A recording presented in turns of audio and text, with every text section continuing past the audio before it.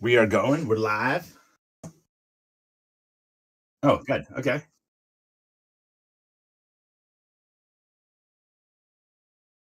Take your pen out of your mouth. Yeah, we're not live yet. I will. Uh, Okay.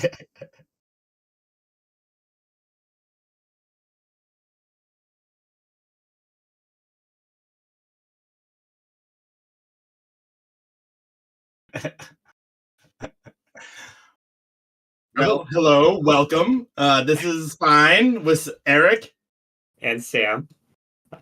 here today to Uh, talk about the insanity of the world. Every time I sort of feel like, oh, maybe it won't get that bad, it gets worse.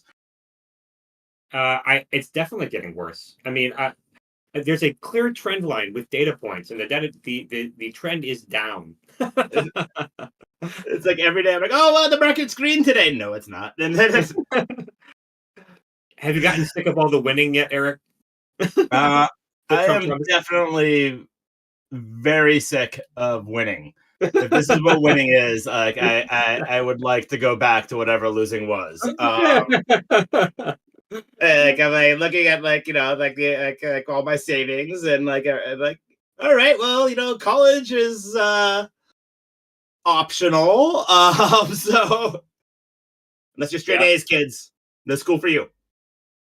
yeah. Let's talk about some of the stuff that's happening right now. You want to talk about colleges? Yeah, we can talk about colleges. Like, as a native Cantabrigian from Cambridge, Uh-huh. Mass, I was proud to see Harvard extend like double freedom rockets to the administration and say like, no, we're not going to let you choose what our student body looks like or what our professors are look like.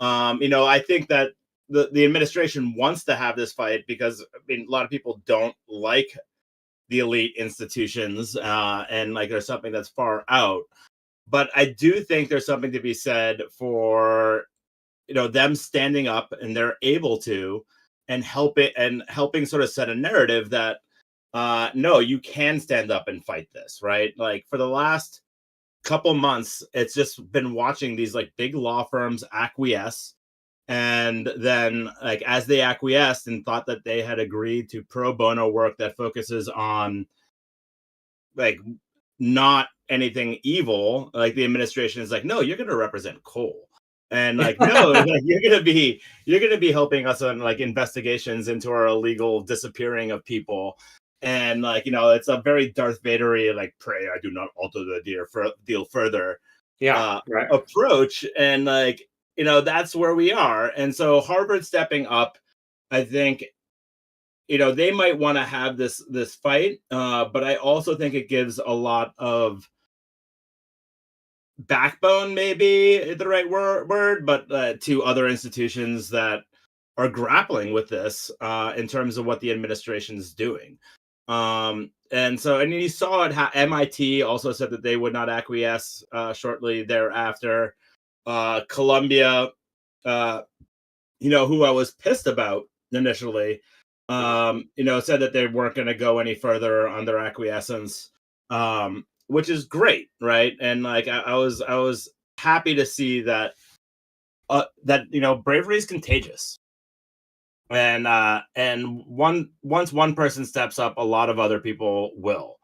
And now the administration is doing the normal thing where they froze $2.2 billion worth of funding for Harvard, which goes towards things uh like researching like childhood disease and all these other things. So they're doing this like they're hurting Americans just so that they can make a political point, Mhm. right? And like it's and like they give no reasons or justifications. Like if you're gonna pull someone's funding, you're supposed to have a set of reasons for why you're doing it. They didn't do any of that.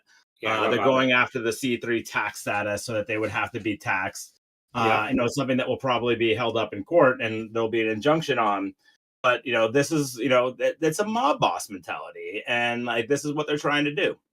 Right. Well, I think the important piece here, from my perspective, and maybe what's happening right now, is that I think a lot of people have, perhaps since the election, felt like this is just going to go on forever, if that makes sense, right? Like, there's just no escaping this. And if you're like running a large institution, you're just you're never going to you're never going to be able to run away from this because it'll just go on for too long. But I think what might be happening now is that people are starting to realize that um, whatever Trump does in the next couple of years, and however much he's able to destroy of the existing firmament, that he's not going to be a permanent fixture in American politics because his political strength has sunk so quickly. I don't think we've ever seen anyone sink this fast in terms of their just basic raw political clout. I'm not saying that like I think that we're actually probably things have gotten so bad that I think we're probably due for like a second wind from him where he's able to successfully make the case that he's not dead in the water. But you don't have this sharp of a fall and then just for it to be like, oh, everything's fine later, right? Like if you look at how presidencies play out, once the cracks start to show, people will find ways to exploit those cracks. And so if I were people at large institutions, I would be planning to try to find a way to bunker down and wait out Trump as opposed to make deals that where there's like a new precedent set for anything. And I don't, it's up for them to decide that, right? Like we don't know where the political winds are going to blow, right? But I think it's just important to see where the sentiment is moving in terms of sophisticated political observers, because people will make decisions about what's best for their future and the future of their institutions and their families, right? And so when you start to see people deciding that they're not afraid, that I think for a dictator is very, very, very bad. A perspective. Yeah, no, like look, the dude's 78-year-old. Like he snorts Big Macs on a daily basis. Like like his arteries are like 98% like special sauce. Like Yeah. I'm not sure like he's going to be sticking around for the long run. I mean, Why would you be afraid of this guy? And also the other thing is, even if he targets you in his crosshairs, you could just go to a meeting with him and flatter him a little bit, and he'll probably end up doing whatever it is that you want because he's so easy to manipulate. So like, yeah, I mean, like this is like the Bill Maher thing. Like he went and had a meeting with Trump and was like, oh, he was very nice and cordial and whatnot. Like this guy's a fucking real estate developer. Like yeah, of course he is. Like he's very good person. He's very personable and like in person and whatnot. And he's very good at that thing. Like I wouldn't let that like fool you. It's at night when he's like hate tweeting in his Adderall haze that like that you get worried. I mean, like I don't know, Adderall comes down as a bitch, right? It makes you mean. And are there rumors that he's using drugs? Because I thought that he was a teetotaler. No, I mean he's a teetotaler. He doesn't drink, but like I mean it's been around for a couple of years that he's been like that he like lines up Adderall like pretty Really? heavily. Yeah, allegedly in the allegedly. But like I mean like the guy's like tweeting to like have you ever met a freaking 78-year-old that's up at 2 a.m. like hate tweeting? Like no, like my grandparents went to bed at like 4. Right. That's a really I mean, I just thought that he's finding joy in the struggle of being in politics, but it makes sense. I mean, like I think there is a pattern among this new brand of Republicans in that they have major like personal issues that are just completely unresolved. They have no discipline in their lives, and it's interesting to sort of apply that rubric to Trump and see about his personal. I mean, like Musk is like fucking blowing lines of ketamine, like and like playing with like 15 forks at like dinner with the president, and like. Well, let's talk about Musk. Did you see? There's like an expose this week where like apparently he's like cold DMing influencers on Twitter asking if he can knock them up. Yeah, no, I know. Yeah, and like he wants to have IVF test tube babies with them, and it's like this one influencer, a crypto influencer, Tiffany Fong, like noticed like like he followed her, and then like started commenting on her videos, and she started making like a ton of money. She was making like $21,000 over like 2 weeks, right? And so she. And so she was playing into it, right? And like, of course, like her viewership went up and she was making more money. And once he sort of like had her over a barrel and like with her finances, like DM'd her and is like, do you want to have my sperm? and like the creepiest like freaking like techno fascist way. Yeah. And like she didn't know what to do, and so she went to the other person, Ashley, I forget St. her Clair. name, Ashley St. St. Clair. Clair, and like they Who's actually a political person. Like this, I think Tiffany Fung is not actually political. She's no, like, she's a yeah, right winger, right? Like she moved to the right even harder once Musk started following her. right. And it was like, Musk wants to give me a sperm. Is like, what do you think about that? And like they discussed it, Yeah. and it was like it obviously hadn't worked out super well for Ashley, No. with her like begging Musk to pay child support on online.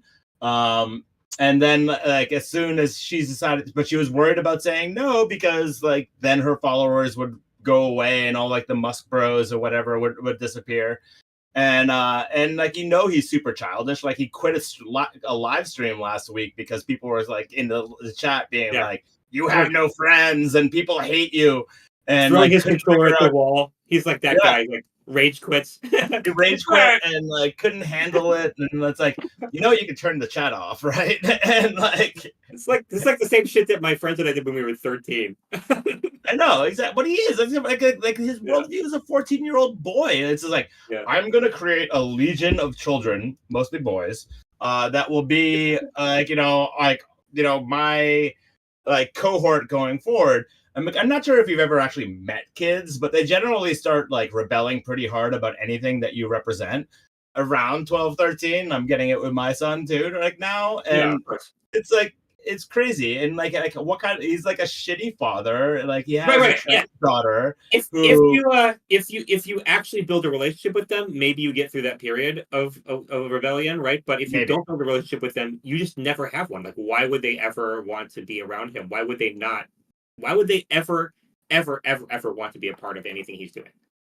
yeah, If he doesn't have a exactly. I mean, like, but he wants to like have him on his like little libertarian utopian compound, like that he's gonna build in Texas or Greenland. And like I'm not sure. I mean, like I would love to go to Greenland to ski, but like at the relationship. same time, living there doesn't seem super awesome. Wasn't he talking about in the same expose I read that he was talking about like having these babies before the next apocalypse? Yeah, and that's where they are. They think the world's gonna end. I mean, like like What the hell is wrong with this guy? I mean, like, I think that he probably gets off on the idea that the world is going to end. Like, I think that that he's gonna cause it, and he's gonna be like the Marvel. He's like Thanos, and yeah. like What he's happens? What happens that like I mean I understand if people are like a lot of men I think and I felt this before too like just feel like the bad guy because enough people have told us that we're the bad guy that we feel like bad guys sometimes, right? Like that yeah. when people say it, like when people treat us like we're potentially a bad guy, then we end up feeling like a bad guy. But like, how do you embrace that role so hard that you literally are trying to cause an apocalypse so that you can end up looking right for an apocalypse happening? I mean, the guy's a nutcase. Like you hear Right. stories from the White House about how like he says like completely crazy things and like looks at Yeah. people like he expects them to laugh because he's surrounded by lackeys, right? Yeah. And like I don't know, it's just like a sad person who has made billions of dollars, and because of that, is thinks that everyone should look up to him. And As like, of right now, right? I mean, like all of his businesses are so risky. They're like big bets that are highly speculative. So if at any point the speculative part of this economy goes away, all of his businesses are going to be worth dog shit. So like he'll go from like maybe he's like sold enough stock at this point and taken enough actual cash payouts from these companies that he'll still be exceptionally I wouldn't wealthy. Let's doubt say it, he right? has right, because he knows that his companies are dog shit. It's all a scam. He's all in Every Dogecoin. single thing Yeah. everything he does is based on high speculation, which is usually scam behavior. So what like I really I know that we're in a crazy period where like it just reminds me that of historical periods when like colorful characters like Robespierre and Napoleon grabbed power for short lengths of time. It's like duh, like psychopaths are going to end up in positions of power during these types of situations, but long term, like Caesar didn't last. It's a miracle that we still know Caesar's name today, Julius Caesar, because he had very little actual legacy that he left behind. His biggest legacy was grabbing power and then being killed. Yeah, Vini Vidi Vici, right? Like, Right, okay, I saw a camp. I mean, he was more known as a military general, and then like right. he was emperor for a little bit, and then And got then he died. stabbed by everyone, and then like Yeah. Then in he the died. Senate, and then we got like this great like Shakespeare play that Right, right. Well, and his nephew Octavian, right? Wasn't his yeah, he nephew was the real mastermind. was the guy who actually set up institutions that lasted for like 500 years for Rome. But Yeah. Julius Caesar not so much, right? So maybe it'll be Baron Trump who ends up doing anything Oh remotely. God, don't love of God. It certainly won't be Erik or Don Jr. Let's put it that way. Those guys are Oh, I mean, they're chodes. a couple of screws rattling around in an empty container in their head. Yeah, well, I mean, yeah, I mean, they're just, I mean, they're like performative masculinity and like Right. what, and At like, least Baron Trump. At least Baron Trump knew enough to like make an introduction to Aiden Ross. That's some measure of intelligence, right? yeah, no, I think that's some measure of intelligence, and like Yeah. he understood like the streaming space because like he's in it and like Yeah. the online media space, and this is something that they got to first, and they figured out in a much more comprehensive way, and like we completely ignored because you can't pay advertising consultants to do it, and like Welcome to the Democratic Party. and it's like how do we make sure that we pay like the people we know, right? And but I mean it's true. Like I was talking to a friend this morning who was telling me about like the guy who this Estonian guy, and he was elected president. It was like the pro-Russia party, and like people In pretty Estonia? much in Estonia, like soon after the like not like it like in the early aughts or early aughts I think, and he Estonians pretty quickly figured out that the guy was an idiot and like didn't know what he was doing. And so he left the pro-Russia party, he marketed himself to like the center-right party as bringing these new voters in, and never was really able to get purchased inside of it. But what he did is he ran for a seat in the European Parliament, and he did it by just starting posting shit on TikTok that had nothing to do with politics, like videos of him like carrying a log through an airport, like just like doing random shit, and like everyone is like, haha, this is funny.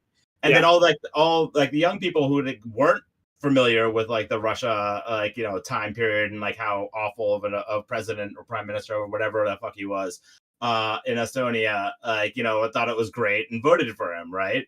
And and I think it's just another example of how we think through things in terms of like if we just give them the right policy prescription and tell them like how this is all going to work, like they'll vote for us. And people aren't rational, and like they're not like they want to look at a guy carrying a log through an airport and giggle, and then they'll vote for him to be like European in the European Parliament. And it's not like the European Parliament does anything really, but like so it's like an inconsequential post, but or semi inconsequential. But like it's like I think that like a lot of times in politics we think of things of like we need to convince the populace of something, and like we forget that only 15% of the populace actually cares about that, and the rest just want to feel good about themselves.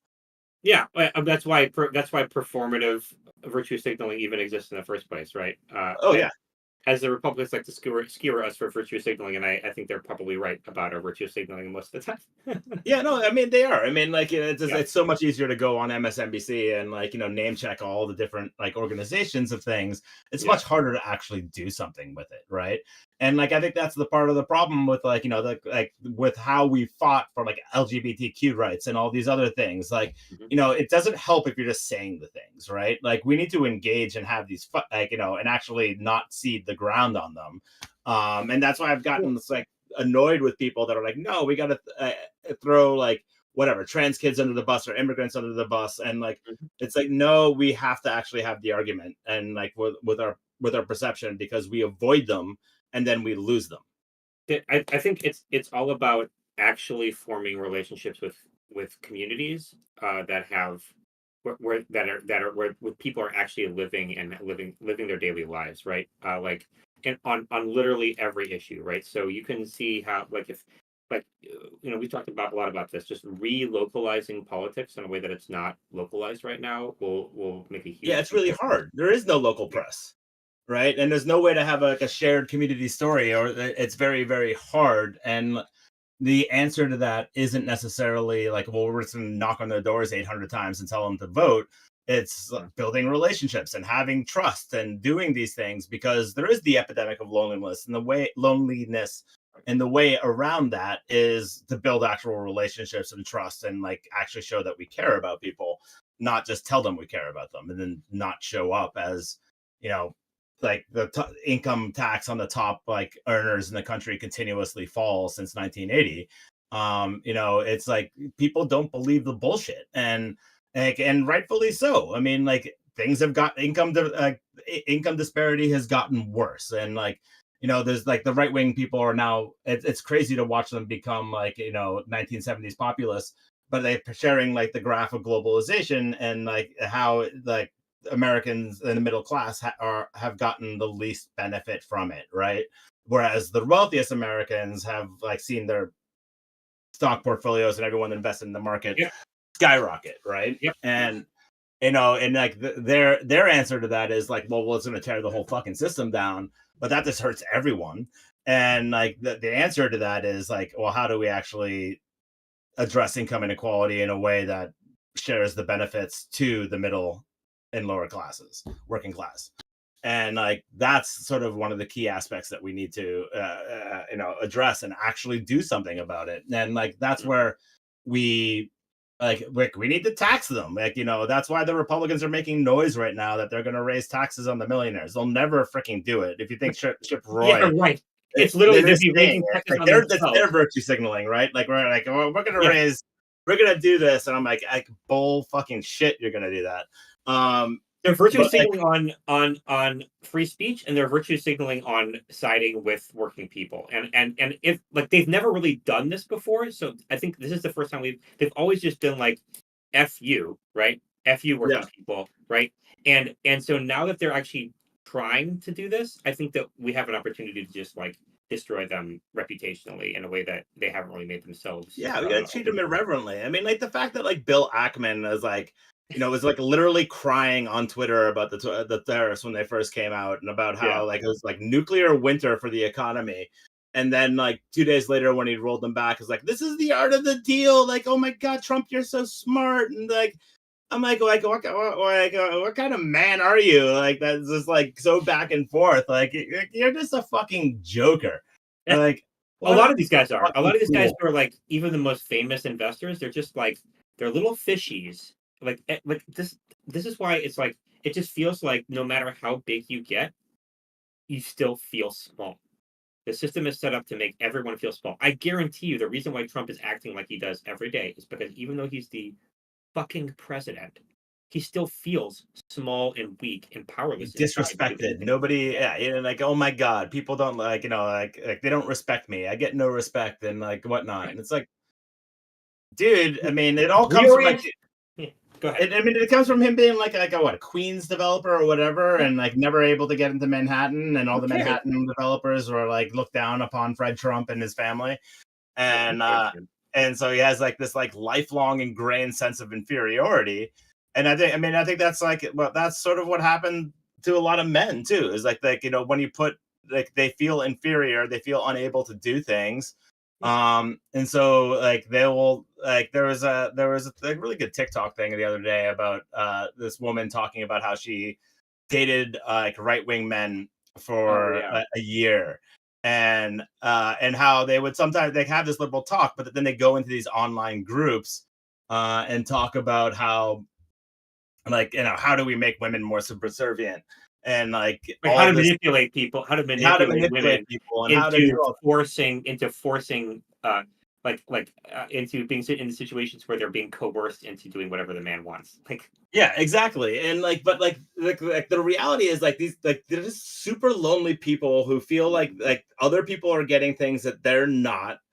And other people are getting things they're not, and the secret to getting things that you don't want is not to try to coerce or manipulate people. It's to be super open, and things will just arrive, right? Like yeah, what The actions that they take are I saw this leading them Blue to be Sky thing mongrels. the other day that was like this guy who like shit posts all day on the Twitter, and it was pissed off that he saw like a Latino driving a $70,000 car, right? Sure. And it's like he's like, well, why does he get the 70,000 car? And I was like, I don't know, he fucking worked. Like he has a job. He doesn't sit in the basement and like, rah! And like you too can get that. Like it's not that Had a positive attitude, like felt like had a goal, had a dream, and went for it. And not that you like again, I think the Republicans in the '80s had it backward. Like they had this whole like personal responsibility thing where they were like, it's basically like ex post facto, like you're poor and therefore you never deserved wealth or prosperity, right? And what actually the truth of the world is that you do have responsibility for yourself, and also it is within all of our power. We all have the ability to accomplish what it is that we want to accomplish, and the barriers that stand in our way are like nothing once we actually start to develop our own inner strength. Yeah. I mean, I think that's mostly true. I mean, I do think that there are a lot of institutional barriers to like actually moving above class and whatnot, like the monopolization of everything. Like that's it's true, like, but I think that once you start to live in an abundance mindset, you start to not desire, like you don't all the things that you thought that you desired start to fall away, and the people who are actually at the top echelon of this system of actually having the most are actually probably among the most unhappy, because it doesn't actually make you happy to have all of that. What makes you happy is having enough and having positive relationships in your life. And if you do that, then you will live in abundance, and you don't need to be rich in order to feel abundant. yeah, and it's just like so easy to like fall into that too. Like like driving around and be like, that person has a nicer car than me, and like they have and like I mean, I have fallen into it too, and like been Sure. like everyone's doing better than me, and like why can't I succeed? And I'm an awful Yeah. person, and like and like, but like also I have like sweet family, and my wife is pretty awesome. Yeah. She is like patient and like loves me, which is like shocking, and like, like And you have whatnot. good And friends, and you have good friends. You're surrounded by people who you can trust to talk about your problems, and you have fulfilling professional goals that we're pursuing, and it's like, yeah. yeah. Yeah, I mean, I guess that doesn't mean I don't get freaking depressed every once in a while. Like, No, if I especially spend too much when I'm time on getting Blue out. Sky or like Twitter at night, and like I'm reading through things, I'm like, oh my god, we're fucked. But like, I try We to stay are. away. We are fucked, but also like the extent to which we're fucked is also dependent on how tightly we identify with feeling trapped by the type of institutions that Trump is trying to leverage against us, right? Like, uh, these institutions don't have any actual power unless we pretend that they do, because they've been pretend from the beginning. What are So laws but a bunch of words on paper, yeah, right? And that's and the thing that he's taken to heart, right. unfortunately for all of us. But Unfortunately for all of us, but like the more that he reveals the true nature of that it's all been pretend from the beginning, and like erases the legitimacy of the system and makes it about naked power, the more that we're all going to have to confront the truth that we are actually free, and none of it's it's all been pretend and us giving away our power to begin with. So we are fucked, and also the path is open for all of us to live a better life than anything we've lived up to this point. And I yeah. really I mean, like, and I also think that we can beat this guy. I mean, like, the yes. reason he's doing all this stuff is like he like is because he's weak and he doesn't have the power to No, actually do this. Like, according to our constitution, at least. I mean, I don't think it's going to be painful, but like there's cracks showing, right? they've And been there like since the beginning. and like the guy's a toddler, just like Musk.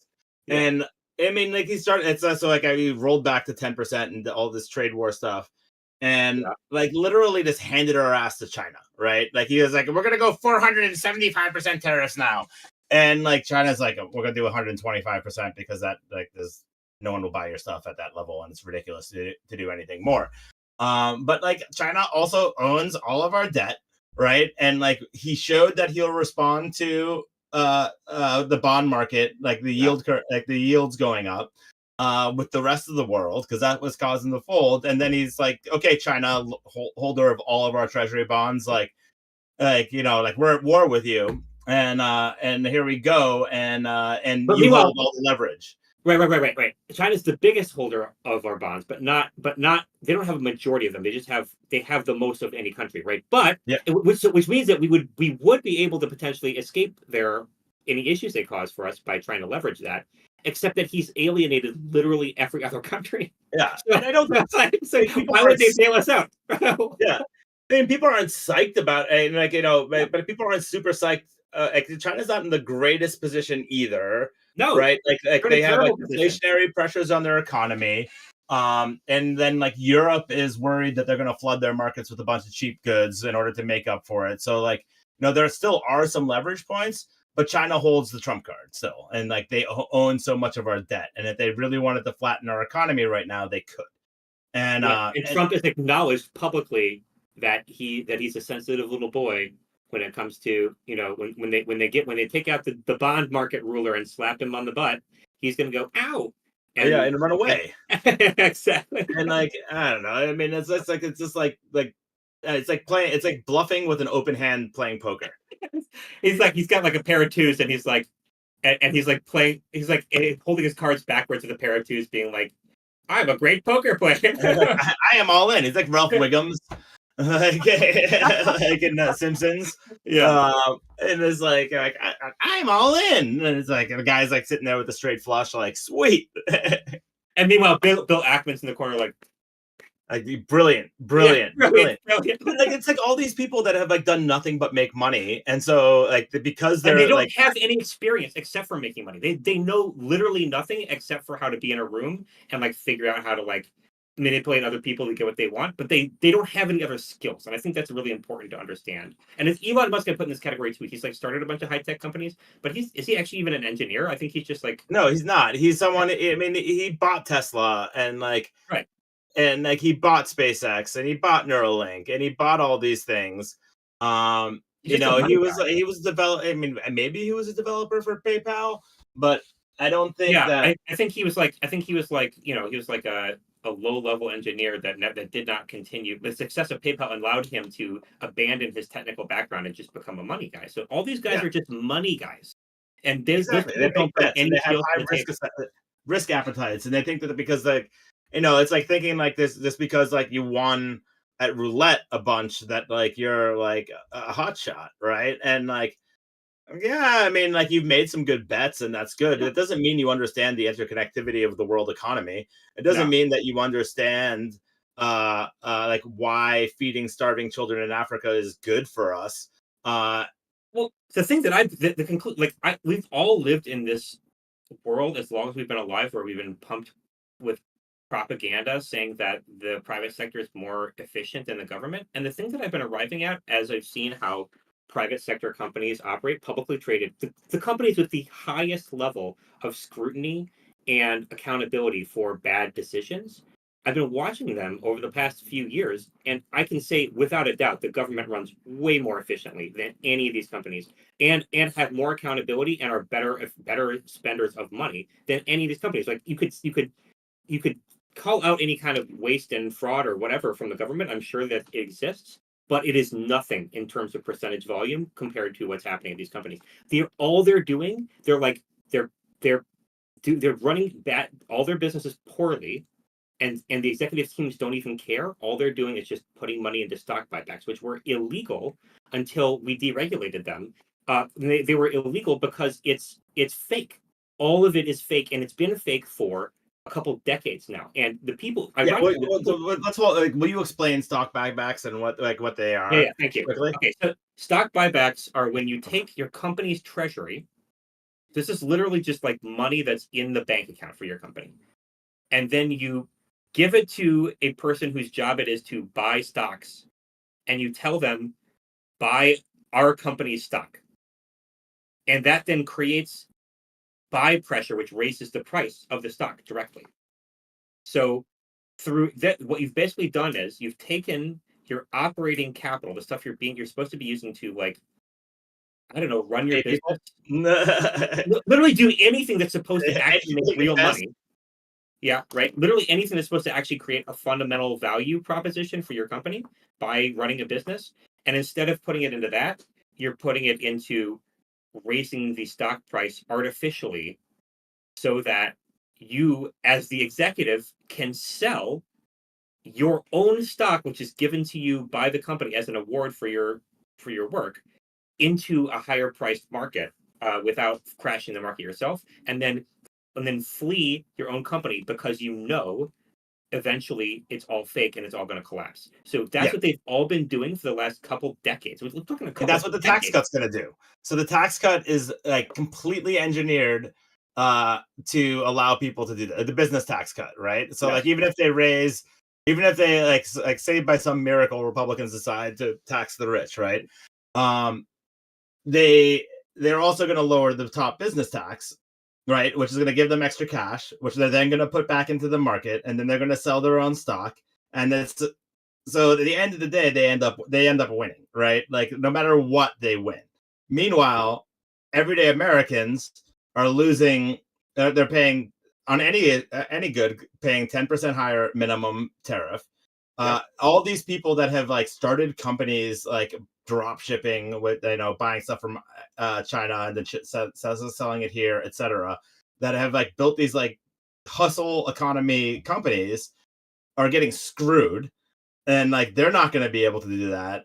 And like the whole thing about America of being like innovative and like figuring out ways to make Oh, yeah. cash out the window, right? And like the at the same time we're doing that, we're decimating the universities because of this like anti wokeism or anti like and the guise of anti-Semitism.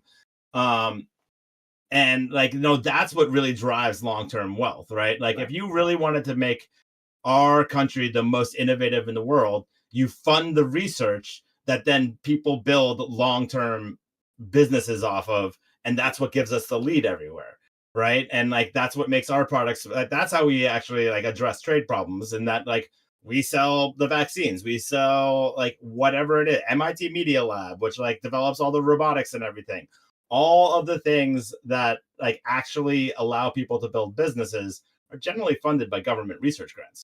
And Yeah. so giving that away while at the same time taking away the entrepreneurship capability of the country is insane. And like it is like doesn't make any sense. And then folding like, oh, we're gonna have to like let Apple have like this like have an exception or whatnot. Like I ran out because like they were having a sale on MacBooks, and I have like a 15-year-old one to Micro Center, which is like Disneyland for me. Yeah. And like I was talking to the guy, and he's just like, yeah, but the materials are all going to cost more. So even if he gives them, even Right. if he, And American companies, let's say you can give the stuff in America because of the tariffs, the American companies will just be able to raise their prices to like 2 cents lower than whatever the tariff cost would be for the other products. So like the consumer will never, it's just going to lead to more prices even for American products, higher prices for American products too, because yeah, they okay, can no, get because away every with it. company they're Yeah. gonna raise the if like like they're not gonna take it as like the big W. Everyone else is now like 10% more, so more people will buy our thing. They're gonna raise the prices, right? Because that's gonna generate more profit. And like so So everyone's they gonna can go buy more of their stock. So they can and they can buy buy more of more their of their stock stock so that the and it makes executive themselves can more sell money. their stock into a high market and take home more money and screw over the eventual investor in their own company. And Yeah, that is exactly. Exactly. that's why I don't respect, and that's why like any of this stuff about like it's just so clear that the government is the most efficient and effective place to put any resources compared to private sector companies, because at least in the last 30 years, I mean, it could be that we at one point had capitalism, but we certainly haven't for a long time. And so all the maxims and like rhetoric around capitalism in this country and like saying that we have it is just fake. And Yeah. so I could I just don't I just don't think, I think the people who say that they're capitalists aren't actually capitalists. It's not that I'm critiquing the idea of capitalism or saying we shouldn't have it. I'm saying that everyone who says that they believe in it is a faker, and we can't actually trust what the words coming out of their mouths because they know all of this. They know everything that you and I are talking about right now, and they still act like they believe in capitalism, and really they've been faking the whole system for decades. And so Yeah. that's what we need to confront these people with. I would love to Yeah, hear and more that's why out of China these is like guys. eating our own lunch, right? Yeah, Like, like they can actually be a little bit, they actually are more capitalist. Like Tom Friedman yeah, did like an Ezra Klein podcast the other day where he was talking about his experience in China and like why they kill us. And like, it's because like whenever there's a new industry or opportunity, they let like 10,000 people try to start their own businesses, right? Like right. solar panels, for instance, right? They had in every city had a solar panel company that was starting up. And then like 5 of those win and that like become the market leaders, right? And but also all the other companies that started up become the supply center, so they built a complete supply chain instantly. In America, you have to have like all the knowledge and all the capital up front for people to invest in you. Right. So it's a slower process, and it's not about like it's just like survival of the fittest, everyone go start and the government will help you. It's a much more measured thing here. So people aren't, we don't build like big companies like that from scratch as quickly. And so like if we want to be competitive again, like that's what we should be pushing more of the research and where our competitive advantages are, not like let's go back to 1950 Argentina and like tariff everything and rebuild manufacturing here in order to bring jobs back that are all going to be AI run anyways.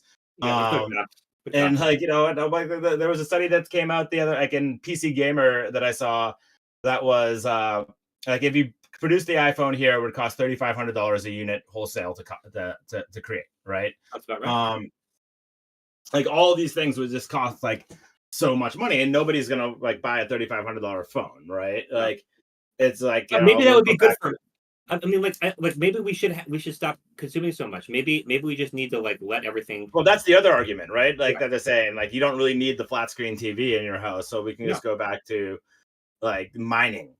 Like everyone should be a miner. Like the Department of Labor has like been is like advertising like discover mining, and like it's an honorable profession and everything, but it's like dangerous as hell. At the same time that they're like literally cutting all the safety boards for mining. Like like all right, people, back to the mines. Like, what are we, fucking District 12 in the Hunger Games? Like, Yeah. we're all miners, and this is what it is. Like, I think that there are two ways out of the crisis that we're in, and what I've seen is that the the the like center left path is to view people as valuable mhm. and to embrace what it means to have people be valuable with all the positives and negatives that come with it, like the cost of human life, the value of human life, the amount of money that we invest in someone's education and training and nurture, right? All of that is sort of like center left owned at this point. Yep. And because the right has completely abandoned it. And then the right wing path is to tell people you're worthless, and what we actually need to do is make sure that the value of an investment in your that we're making in your life is actually less, because we need to be willing to let more people die on the assembly line. We need to let people be maimed. We need to let people have really poor quality of life when they're retiring, because if we But do it's more that, manly to die on the assembly line, didn't you right, know? that's Right? right. Like, it's like And you're bro. if we do that, we can return back to a golden age that we had before for a period of like, I don't know, 100 years, 150 years, when we were like It the exists cutting during edge. World War II, right? And it Well, quickly it like started in around like the early 1800s, and then it peaked around World War II, and that's when things started. Then yeah. Then we after. started selling. I'd rather sell financial services than like like Well, widgets. and I don't. I mean, like we don't know what the industries of the future are going to be, but I think it's just important to note that any of the like if you could see this sort of like all this happening during COVID, where like the Republicans who were protesting COVID restrictions, they were basically saying, I want to work. We need to be able to work. We need to be able to work. We need to be able to I'm willing to risk death from this disease, from catching this disease in order to work, because I know that I'm just a cog in the machine and I'm embracing my role as a cog in the machine. And if I end up in the hospital dying, that's good for America. And they're saying that. Like they're saying that with their full chest. They're saying that I'm willing to die for a rich man's dream, and I'm willing to sort of let myself be the one that the rich guy steps on his way. Like I'm willing to form my body with a bunch of other poor people into stairs up to this giant platform of stage that people like Elon Musk and Donald Trump can stand on, and they can stomp all over me with spiky boots to get there, because the project that we're undertaking is to elevate certain men to positions of power so that they can make decisions for the rest of us, and everyone else is irrelevant and they're all fucking crooks too. I mean, like Ron DeSantis, the future DeSantis in like Florida, right? This is a guy who, I mean, they basically took a bunch of like Medicaid money and then like took it through the state, and then they funneled it to a nonprofit that his wife ran, and then gave her like of the 10 million, they took 5 million in profit. And this is the guy. This is the guy who all the Republicans were saying he's the more serious version of Donald Trump. Yeah, intellectual Trumpism is just like more high-minded theft, right? Like the stealing. Right. These people are just selling off our country for parts and pocketing the cash. Exactly. It's like a short-term play. Those fucking shows. I mean, which is why after, even if they're able to carry out all their plans after all this is over, the lower the value of human life in this country path is a non-starter, because it may functionally end up that way, but ideologically it can never win over time, because we've left that behind, because it was never true to begin with. Right, it was never okay. It was never okay. Like in Chile in 1973. I mean, it's a longer road there, but like in all these places, and like Argentina, and it always fails. Because it's never been okay. It's never been okay for the aristocracy, landed aristocracy in Europe, to have serfs. It's never been okay for the party leaders, the party poobahs in the CCP in China, the Communist Party in China, to tell their like peasants how to live. None of this has ever been okay, and the more that we acknowledge that, the more that we emerge in freedom, the less that these people are going to have a leg to stand on, because the whole thing is predicated on that there's some kind of reasonable reason why you can force people into doing things, conscript them into armies. It's very communist. I mean, like this is the Cultural Revolution, the Great Leap Forward, where like they went after universities and like said like these are not real jobs, you need to work in the fields, right? Yep. And like the intellectualism and whatnot, and like murdered millions of their own people. There's actually a great movie, a Netflix show and book about this, The Three Body Problem, which goes into this. The university scientist eventually calls aliens to come destroy us all, as it's not giving away too much of the plot. That happens in episode 3. But the spoilers. No spoiler. I mean, whatever. But this is like, it's insane and like hugely detrimental. It took China 30 years to recover from the Cultural Revolution, and like Deng Xiaoping and whatnot, like doing the reform, and it just neuters the country, and like I don't really want my kids to have to be like in their 40s when America finally recovers.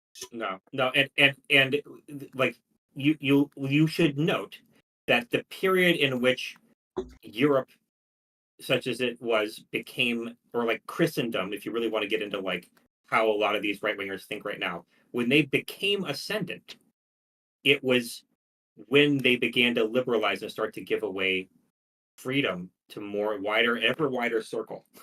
Yeah, freedom and accountability over the powers that be to a wider and wider circle, and to start to hold institutions like the Catholic Church accountable for abuses. And they want to go back to pre-Enlightenment, according to you. Right. But the period in which they exult, the period in which the right wing, the new right wing, wants to like, they want feudalism again. That's the period in which our enemies, and when I say our, I don't actually mean that. I mean the enemies of Christendom in Europe were dominating them. Like Islam was on the rise and crushing them. And China was the most powerful country in the world and had been for hundreds of years, right? And that only ended when the West decided to liberalize. And so, again, freedom and acknowledgement that coercion is fake and always has been fake and is wrong morally wrong and will lead to you being a weaker society is like it's like so apparent that it's like anybody who spends 5 minutes closing their eyes and breathing and just listening to their heart will be able to tell with immediately that it's bullshit. But somehow people trick themselves into thinking that they have to be afraid of some kind of irrational, nameless loss of control. So they embrace the idea that they themselves need to be told what to do instead of just thinking for their fucking selves. And like I'm done with it. I know you're done with it too, but I think the country's going to be done with it, and so that's how we're going to end up winning against these guys is because their whole ideology is predicated on lies that go back thousands of years that were never true to begin with. It's always been the fight. Like Yeah. I think it has always been the fight versus like it's just not new. Like it's the slavers in like 1850s, right? That wanted to control the means of production, right? Like and convinced like the white people that like black people were the enemy. And not that like there's a market economy that you guys could be participating in and maybe not living in huts in like the fucking Appalachians, but like generate hatred in order to keep people captivated. And it's like the same exact fight, and like it's Always the always same like fight. the civil rights movement, like versus like like the hatred and anger of white people, right? And like it's nothing's ever changed. This is always the fight. We sort of told ourselves that we had won it, but we Yeah. hadn't. Like we Well, now Barack have a bunch Obama of got like South elected. Africa apartheid assholes that are like it's the same fucking people. Yeah, it's the same. It's the same ideas and the same people. It's all linked. Like Barack Obama won, and we all decided that we'd beaten racism, right? Or Yeah. like, and I think it's important. Like anybody who's watching this who does not consider themselves of the left, like I know we're drawing a lot of lines here between like different things all over the world and through history, right? But the through line here is about coercion, right? So if you believe that it's all about freedom and and helping people realize better dreams for them for their own lives, then there is no other group of people that you should be on the side of other than like the center left such as it is because we're the only like the reason why the center left political axis claims all of these past historical movements and links them together is because it's all about helping people be more free. And so I mean, you can critique what we've done up to this point all you want, and I'd love to do that myself. But like, it's just a dead end to go with the right because the dead end there is that they want you subservient under their thumb, and they will never let that go because at its base, that's the only thing that's motivating them to get involved in politics in the first place. Mm-hmm. Yeah, screw those guys.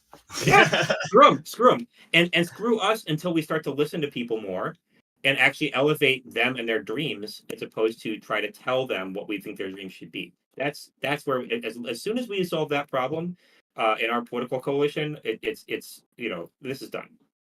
Yeah, no, I mean, yeah, there's I mean, I mean, like, the Democrats have a ton of faults too, and like, and Yeah, it's like it's not like they're squeaky, right? Like as we talked no, to before, like there's a lot of like virtue signaling and saying we're gonna do things and yeah, then not actually yeah, doing it and like so whatnot. bad. And I know, like, but like I do think that I mean I do think that like we're at a real moment of reform.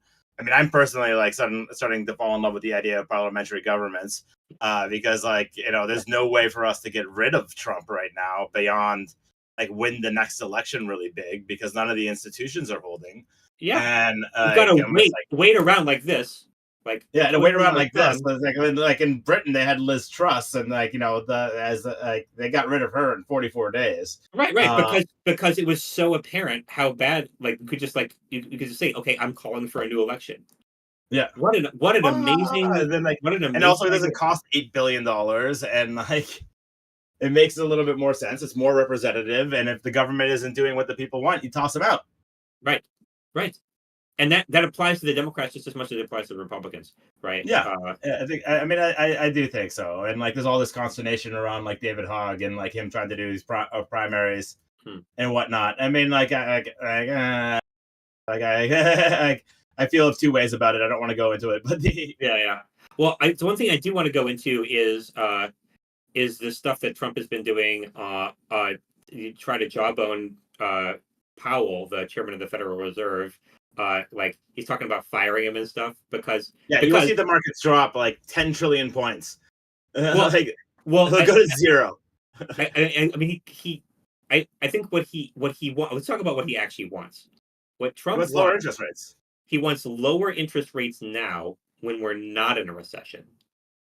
To make the economy feel like it's growing now. But if he gets his way, what we end up with is low interest rates before a recession actually hits. And then when the recession hits, we've got no tools to deal with that recession. And so he could be screwing himself. So like it's amazing how Donald Trump he's like so self-defeating. His maybe he's doing it on like maybe he's just self-sabotaging. Like, does he actually want to win? I don't think he knows. I don't think Navarro is an economic advisor. The guy's a moron. Like Besson today was like, "Oh, don't talk about Powell. Like that would be dangerous." But like the people is like a fucking fool, all right? Like he's just like on there, like he's the millions of iPhone screws guy, and no. And guess what? Interest rates are going to be decided by the bond market. So if they make stupid decisions and cut interest rates, guess who will start selling bonds? Everyone. Exactly. Like the thing that I think people miss here is that just like the rest of the government, it's always been sort of like a trust game. It's always been sort of like an illusion. And so like what people don't understand about the Federal Reserve is that usually what they end up doing is like they act like they're controlling the market, but what they're actually doing is just adjusting government policy to where the bond market already is so that they can act like they cost it. But they're not. They're just responding to market pressures just like everyone else. And then and if the rest of the market, like you saw what happened in 2022, interest rates started to rise, and then the Federal Reserve was like, we're going to start raising rates, because what they actually want is to see very little daylight between what the actual rates are and what they're pegging as the government rate. But it's all sort of like, again, fake, because it's actually the bond market that's deciding the rates, and they're just sort of like, they're like running to where, like if someone throws a frisbee and you run to where you think the frisbee will be. That's what the Federal Reserve is doing. They're not the ones throwing the frisbee; they're the ones trying to catch it. In some cases, they are, right. Like in recessionary times and whatnot, right? Like they cutting the interest rates does help, right? It does like move the market, but they can put their finger on. They can put leverage in the market. They can't control it, right? No, they can't control it. It's not like they actually control it. And I think that's like the big disconnect for a lot of people, is that the Fed cuts rates and mortgage rates go down. It's like, yes, in a functioning economy, that's like, like what should happen. But if everybody's full of fear and doesn't, I mean, it's also highly inflationary. But like, well, that's it. Forget that. Like, but I don't know. I mean, like, what do I know? I'm just like some dude who watches endless YouTube videos about economics. Yeah, right. But I think that it's telling that people like you and I, Eric, can learn enough now to become sophisticated enough that we actually can comment on this somewhat intelligently. Not that we're experts, right? But I don't feel like I've said anything stupid on this podcast. I don't think that we're experts, but like, I'm sure I have. But you know what I mean, though, right? Like we can have a conversation about this that's semi-educated. This is not, and anyone else can too, right? Like anyone else out there can educate themselves. No one is the owner of all the wisdom. Certain people have specialized in this to the point that they are going to have probably the best take, or a much more sophisticated take than other folks, including us. But like the democratization of information is massive, and so we should not be trusting experts just because. We should be trying to educate ourselves and become our own experts so that we can make the best decisions for ourselves in a system where people like Trump are trying to manipulate that system to enrich themselves. I mean, I think that's true to a certain extent. I mean, like I'll just not like my wife, who like does vaccine safety research, like has a friend from high school who is a hairdresser and like in her hometown, and like didn't want to get her daughter the HPV vaccine. Yeah. And so she cuts my wife's hair, and my wife, my mother-in-law said to her, "Is like, well, you should talk to Carolyn. She did the big study on like HPV vaccine and knows all the data." And like she said back to her, like, "Well, I know more about this than Carolyn." And it's like, so I think that there's also like there's a pitfall there too. There's a hole that people are falling into because the institutions that have all been built to be sort of like paternalistic and like to like hand down things from on high, which is breaking down. And then the ones who fill the void are people who know nothing or are lying on purpose. Yeah. But yeah, that's true. And so I'm definitely not advocating that we end up in a situation where everybody just is like, I don't know anything, but I'm just going to act like I do. What I'm saying is that RFK told me that all vaccines cause autism, which is like 70 years ago. Yeah. And I know more than like, the experts that studied this their whole life. I mean, I do think that there is, it's like the whole opportunity cost thing of an economy. Like, what are you delegating? But I do think that like on certain things, I do think that people want to like feel like they're smarter than the experts. So like they certainly do. They sometimes, glom onto conspiracy theories or whatnot in order to make themselves feel more powerful. And I like how we've done a lot of this has been not that great. Right. Well, we're definitely in a time of flux and change, and we'll see how it all plays out. Is there anything else you wanted to talk about before we break for the day, Eric? I feel like I think we covered a lot of ground. I mean, like, we didn't get to Abrego Garcia and like the disappearing people to foreign, El Salvador, where El Salvador is apparently the most powerful country in the world to us right now, which is insane, and like is hatching a real constitutional crisis where they're gonna go after where they're just telling the courts like no way. But I think that's scary, and them misrepresenting what the Supreme Court has said is a real concern that we need to look out for, because it's not. And they're talking about like sending violent criminal citizens. I mean, it's just the classic authoritarian playbook of like first go for the least, and then notch it up a lot, right? And that's where this is playing on their turn. They know that they can pick this fight if they want to overturn the Constitution. This is the fight that they can pick because it's the best possible ground for them to fight this battle on, right? When what's at stake is bringing someone with a violent criminal history into this country, and that, like, I think that's why. But this guy doesn't have a violent criminal history. I mean, like his story, like, I want to make that. No, does not. Absolutely not. That's a lie that the administration. Oh my god, that's bought.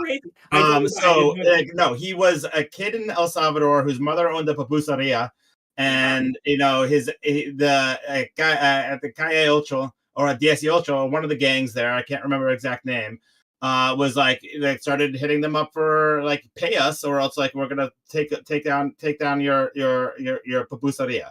And then there's like your son needs to join the gang, and she sent him to America at 18. Then they went after Gilmar, the second guy, who was 16 at the time, and said same thing. He needs to join the gang. And then he was sent to America in order to escape it. And then basically so he came here.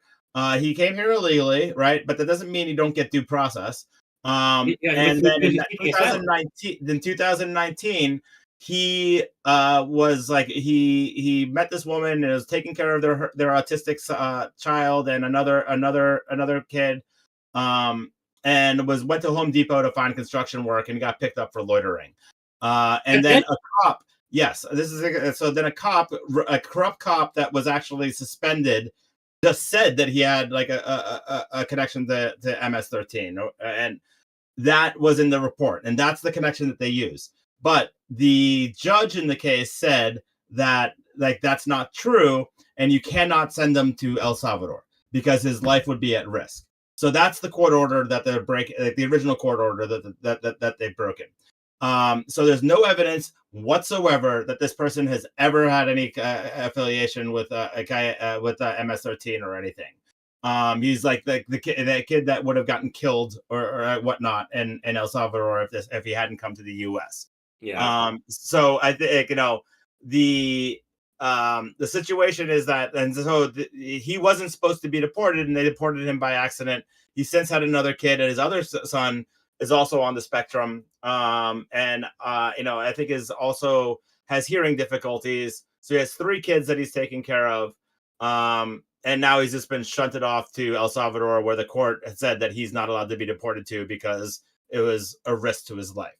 But Bondi and all these people are going out there saying these things, and according to well-reported sources, none of it is true.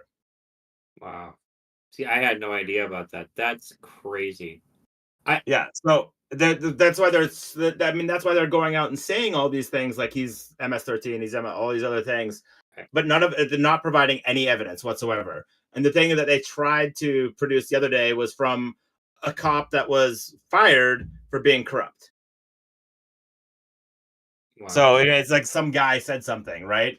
And then he had like gang signs by having like a Chicago Bulls like sweatshirt on, or whatnot, and like that's the evidence that they have that he was part of MS-13. Like, pretty sure that any kid growing up in like early aughts, whatever, like the Bulls, right? Like yeah, that's nuts. I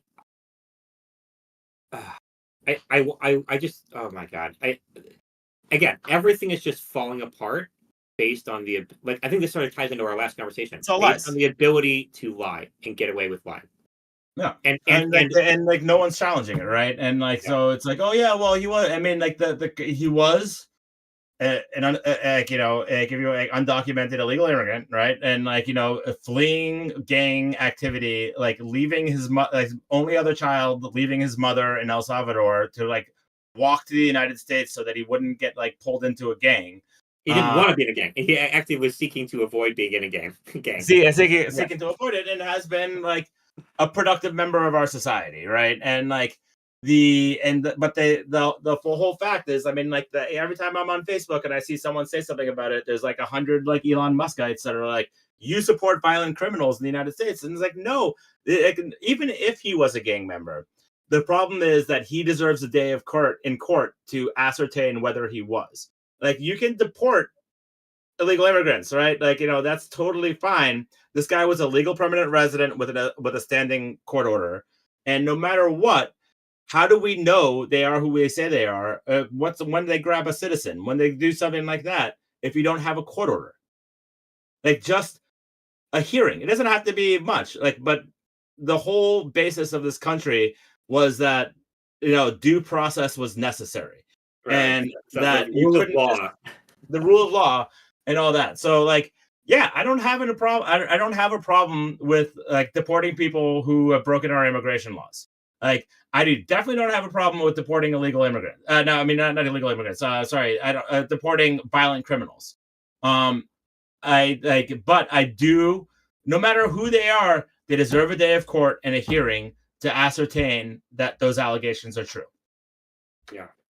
Well, you certainly made a powerful case to me, and I would agree with it, right? But I feel like what's happening right now is that, I mean, this is El Salvador, right? So they have a really long history of not having a rule of law. So I think to them, it feels probably, and to someone like Bukele, right, it feels like natural. He's like, oh, like the U.S. is finally conforming to the way that life actually works, right? Where like the rule of law is a joke. Which is Bukele, I mean, like people love him in El Salvador because like it was violent as hell. Like see also the story of Garcia. Like like you couldn't own a pupusaria without like your kids being like forced into a gang and like paying protection racket money. And he stopped that. And like that's like the appeal of strongman authoritarianism. He calls himself the world's coolest dictator. And like cleaned up the country, right? And like so like to like he's a hero to a lot of those people because they couldn't like go outside without getting shaken down by a gang. But at the Yeah, same time, but if you you're know, replacing a gang with another gang, I mean, like if you're a dictator, you're just another gang. It's just a big you're gang. just another gang, right? And but like they're like people want That's to what be able dictators to are. eat. They're gang members. Yeah, Just like you were saying before, like Donald Trump acts like a gang member a because mob house. that's what this is. That's what this is. They're it's like like when you stop giving yourself appealing to any kind of rule of law and letting yourself be governed by law, or or any kind of like legitimacy that comes from public support, and just start saying, "Well, I'm in charge. Too bad. That's it." Then you are a gang member. That's what you are. So, and there's Yeah, no way around it. Like you're going to start acting like a gang member. That's what this is. When people are picking up, when law enforcement is picking up people off the street in plain clothes, that's a gang. yeah. Well, plain clothes and like breaking windows of people that Yeah, have done nothing wrong, right? Like it's like that are here legally and whatnot. Like yeah, that's bad. That's bad. They're just trying to get everyone out, and it's going to it's people uh, can cheer it all they want because like they want to get rid of like the set of people, but at the end of the day, this is going to hurt us really badly. because the government's going to end up being run by gangs from here on out. That's why. Yeah, well, yeah, that and like also like as soon as I mean, like look at what happened in Florida when they started like being really hard on immigration, right? Like they rolled it back because no one was there to pick the oranges. Right. Once people start actually feeling the effects of it, it's like, oh no, no, no, no, no, no. But then they'll make sure that they get all the press headlines from the taking the action initially. But then they'll make sure, oh, we don't need to cover how this They'll is just reverse it like on the slide, right? Like right. Exactly. We don't need to cover how this is actually back to things exactly the same way things were during the Biden administration. All right. no, all right, Let's end it there. This all has right. been a fire fest, man. Very exciting. It's been good talking with you. Good talking with you. All right. Bye bye. Thank you.